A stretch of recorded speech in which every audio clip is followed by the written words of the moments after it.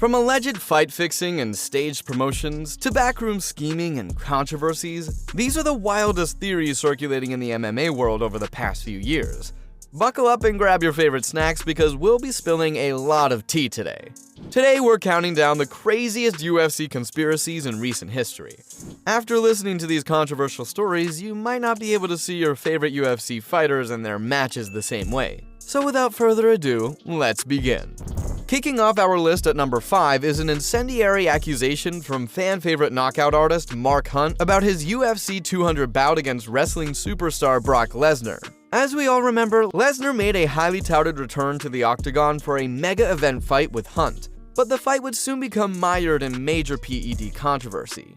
Lesnar originally won a unanimous decision against Hunt. Have a look at how a dominant Brock Lesnar, who just came from a successful stint at WWE, destroys a seasoned MMA fighter like Mark Hunt in his first match in years. The amount of energy he's exerting here, and he gets it. Right there. But it was later overturned when it was revealed he failed multiple drug tests for the banned substance clomiphene. A livid Hunt accused the UFC of knowing about Lesnar's test failures ahead of time but hiding the information to ensure he still competed. Hunt points to the special exemption from 4 months of mandatory testing Lesnar was given, needing to only test clean for 1 month before UFC 200. He claims the UFC fast-tracked an unprepared Lesnar knowing he was doping, as it would sell more PPVs if the beast returned against fan-favorite Hunt no matter what. Pretty damning stuff. The accusations form the basis of a lawsuit Hunt filed against the UFC, Dana White, and Lesnar, claiming racketeering and fraud by the promotion. And while the suit was ultimately dismissed, Hunt remains convinced to this day that shady dealings took place behind the scenes to give Lesnar an unfair advantage. Do you buy Hunt's claims of the UFC's knowledge and complicity? Sound off below. For our number 4 conspiracy, we move to one of the most shocking recent allegations about a potential staged fight. Colby Covington asserted that Cyril Gane took a dive in his UFC 285 title bout against Jon Jones. As we saw, the returning Jones dismantled and easily submitted Gane to capture UFC gold. Have a look at how brutally Gane was beaten against a much stronger and dominant Jon Jones. He's still moving like a light heavyweight.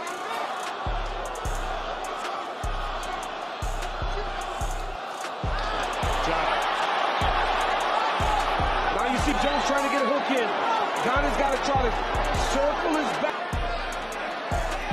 He's putting pressure.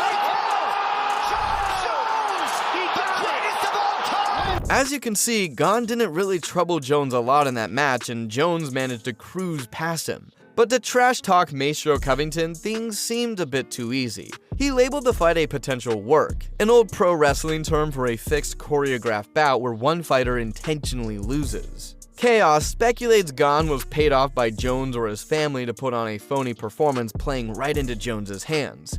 The quick tap to a choke and apparent lack of struggle raised major red flags for Covington. He sees no way such a highly touted heavyweight could look so helpless unless incentivized to put on a show. While there's no proof behind Covington's claims, the nature of Jones and Gane's high-profile fight has kept this conspiracy theory on the tongues of many fans. Did we witness a legitimate domination or some WWE-style staging? I'll let you debate in the comments. At our halfway point is the bombshell fan theory that Donald "Cowboy" Cerrone took a suspicious-looking dive in his 40-second drubbing by Conor McGregor at UFC 246. After a 2-fight skid, Cerrone was pegged as a favorable matchup to rebound notorious superstar Conor. But the fight proved to be a dud. McGregor blitzed Cerrone with shoulders and head kicks before finishing him with punches in under a minute. Cerrone didn't stand a chance, and fans were actually shocked at how Cerrone, a seasoned professional who was expected to give McGregor a fight, lost so easily. Have a look at how McGregor simply annihilated Cerrone.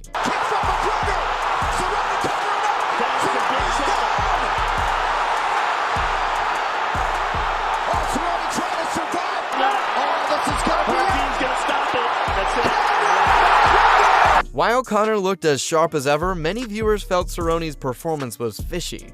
Rumors swirled that Cowboy was paid off by the UFC to take a fall against their cash cow. Cerrone's questionable defense, lack of output, and Richard Simmons-esque flopping to the canvas had fans screaming fix. They flooded Cowboy's social media claiming he took a payoff to become an easy highlight reel for the UFC's chosen son, McGregor. Cerrone angrily denied these claims, but the suspicious nature of the lightning-fast loss keeps this theory burning amongst the fanbase. Alright, before we continue on, it's time for our tinfoil intermission. Let's crinkle up some new headgear. After that crinkly interlude, let's dive into our runner-up conspiracy. The ongoing belief by many fans that Anderson Silva took a dive against Chris Weidman at UFC 162.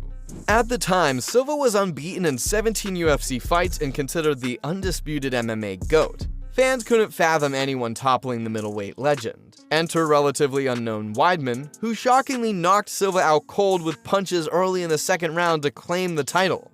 Many fans claim that the reason behind this loss was Silva's extremely casual and complacent attitude towards the fight and in the octagon. Have a look at how being cool backfired for Silva. Anderson. Oh, he got hit! Looking to finish it! It is all over! The upset immediately sparked mass speculation that Silva had fixed the fight and taken a fall for a big payout, perhaps to retire from fighting. Many couldn't accept their invincible hero could ever lose legitimately. The way Silva theatrically fell stiff as a board from Weidman's punches seemed over-exaggerated to some. And Silva's ill-advised showboating before being KO'd raised major red flags of him choreographing his own demise. While Silva has stayed adamant the KO was no setup, this conspiracy theory persists amongst legions of longtime Spider fans who refuse to believe anyone could dethrone their idol without foul play being involved. I have to admit, that KO was fishy looking. But I'll let you guys debate if an all-time great took a dive or finally got beat at his own game. Alright, conspiracy crew, it's time for our #1 craziest UFC conspiracy theory in recent memory. Let's hear it. Claiming our top spot for the wildest recent conspiracy is Bryce Mitchell's outrageous assertion that the judges were paid off to fix the UFC 284 main event between Islam Makhachev and Alexander Volkanovski.